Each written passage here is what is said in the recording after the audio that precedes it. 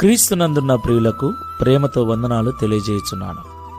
December నెల 31వ తేదీ 2025. ఈరోజు దేవుడు మనకు చేస్తున్న వాగ్దానం ఏమిటనగా, ద్వితీయోపదేశకాండము 11వ అధ్యాయము 12వ వచనం.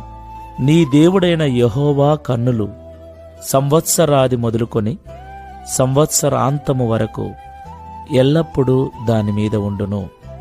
ఆమెన్. నా ప్రియమైన సహోదరి సహోదరులారా, దేవునికి సమస్త మహిమ కలుగునుగాక.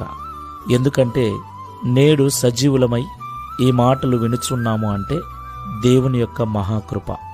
దేవుడు సంవత్సరాది మొదలుకొని సంవత్సరాంతం వరకు మనల్ని కంటికి రెప్పలా కాపాడి ఉన్నాడు గనక నేడు మనము సజీవులమై ఈ 2025వ సంవత్సరం చివరి దినమున ఈ మాటలు మనం వినగలుగుతూ ఉన్నాం.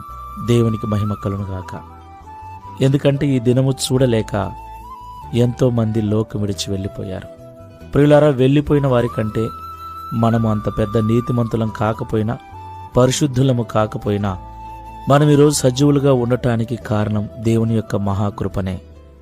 కాబట్టి మన మీద కృప చూపుచు తన కన్నులను మన మీద ఉంచి కంటికి రెప్పలా కాపాడుతున్న దేవునికి నిండు మనస్సుతో కృతజ్ఞతాస్తుతులు చెల్లించబద్ధులమై ఉన్నాం. కాబట్టి నా ప్రియులారా, మనమందరము కూడా ఈ దినమున దేవుని సన్నిధిలో స్తుతించాలి, ఆరాధించాలి.